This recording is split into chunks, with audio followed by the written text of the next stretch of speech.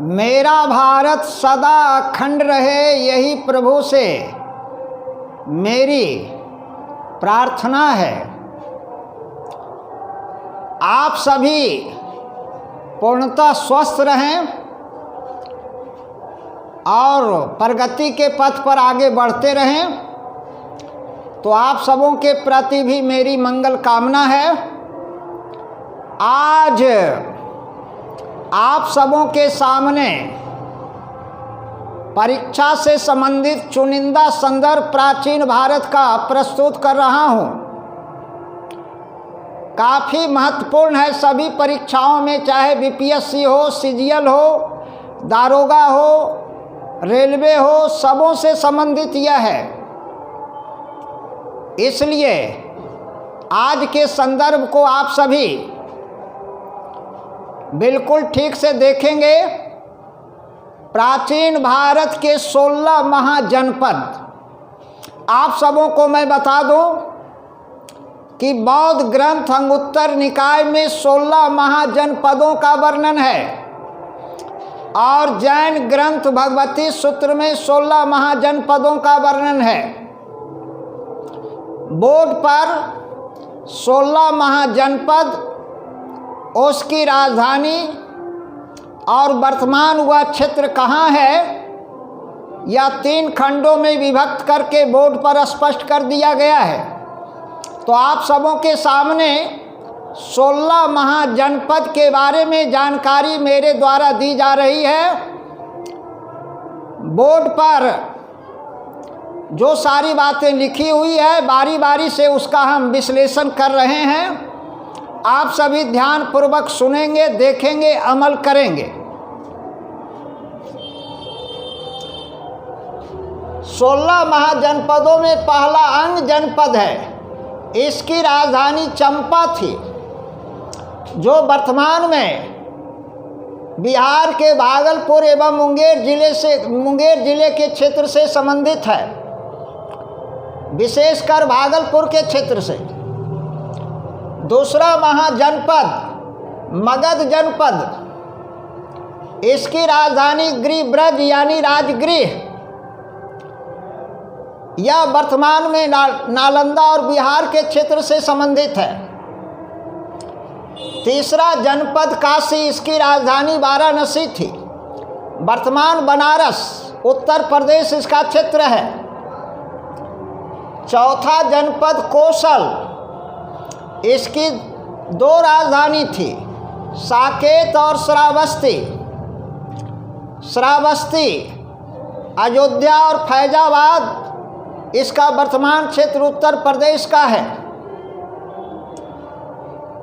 5वां महाजनपद बज्जी है,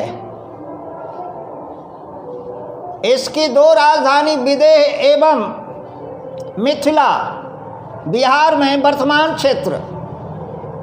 6ठा मल है, इसकी 2 राजधानी, एक बिहार में पावापुरी में जो दे दिया गया है आगे, दूसरी राजधानी कुशामती यानी कुशीनगर में। यह पावापुरी बिहार में, बिहार के नालंदा में, कुशामती देवरिया गोरखपुर उत्तर प्रदेश।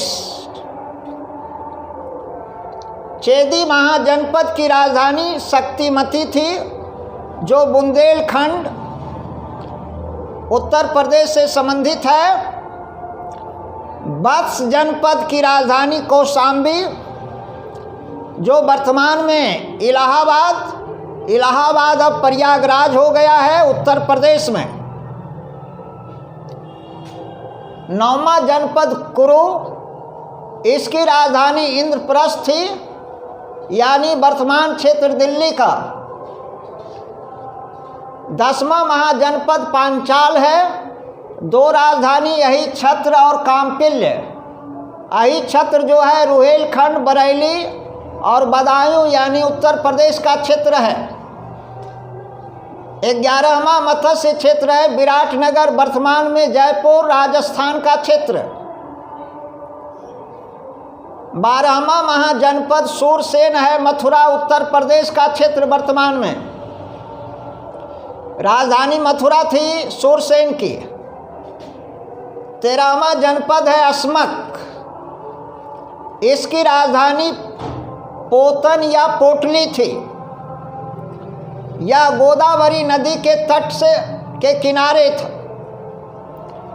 महाराष्ट्र के क्षेत्रों में 14वां महाजनपद अवंती, इसकी 2 राजधानी उत्तरी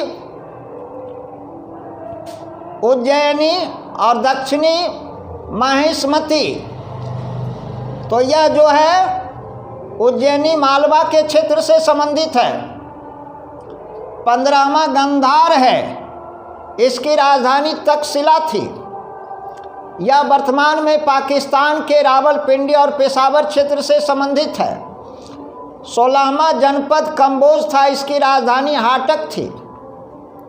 यह वर्तमान में राजौरी और हजारा क्षेत्र पड़ता है। राजौरी जम्मू कश्मीर का और हजारा क्षेत्र में जो है हजारा समुदाय के लोग अफ़गानिस्तान में भी हैं, कुछ पाकिस्तान में भी हैं। तो इस तरह से हम सभी 16 महाजनपदों से संबंधित जानकारी ले रहे हैं। परीक्षा के दृष्टिकोण से महाजनपद की राजधानी परीक्षा के दृष्टिकोण से ज़्यादा महत्वपूर्ण है।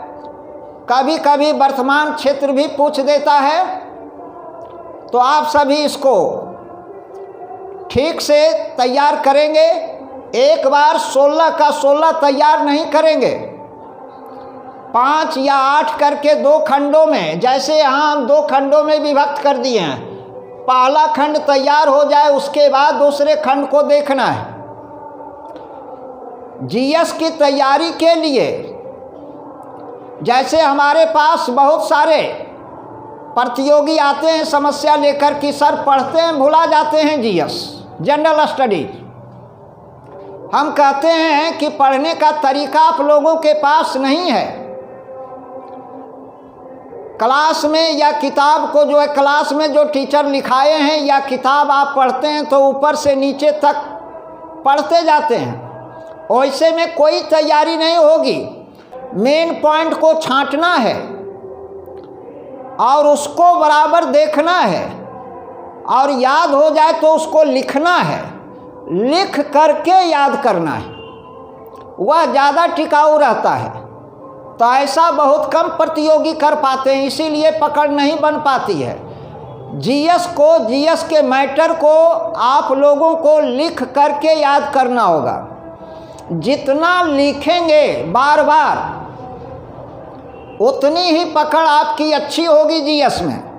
यह मेमोरी का चीज़ है या थिंकिंग का सब्जेक्ट है, कोई फार्मूला पर आधारित नहीं है। तो इसलिए यह 2 खंडों में 16 महाजनपद आप सबों के सामने दिया गया है। किसी में 2 राजधानी है। तो इस तरह से आप सभी इसको अच्छी तरह से देखेंगे। इसी तरह से आप सबों के सामने हम परीक्षोपयोगी संदर्भ लगातार देते रहेंगे ताकि किसी भी आगामी परीक्षा में आप सभी अच्छी पकड़ बना पाएं। दूसरी बात क्या है कि जब तक वीडियो के टॉपिक को शुरू से अंत तक नहीं देखेंगे और सारी बातों को नहीं सुनेंगे, तब तक अच्छी पकड़ नहीं बन पाएगी। मेरे द्वारा कुछ और बातें विश्लेषित की जाती है, जो जितनी बातें बोर्ड पर लिखी रहती है उसके सिवा भी उससे संबंधित और बातें विश्लेषित की जाती है। जो लिखी नहीं रहती है तो उसको सुनने से ही वह आप तैयार कर सकते हैं। तो इसलिए जब तक किसी भी वीडियो को शुरू से अंत तक नहीं देखेंगे तब तक अच्छी पकड़ नहीं बन पाएगी। तो आज आप सबों के सामने 16 महाजनपद से संबंधित सारगर्भित संदर्भ दिया गया है। तो आज इतना ही। मैं अपनी वाणी को विराम देता हूँ। जय हिंद, जय भारत।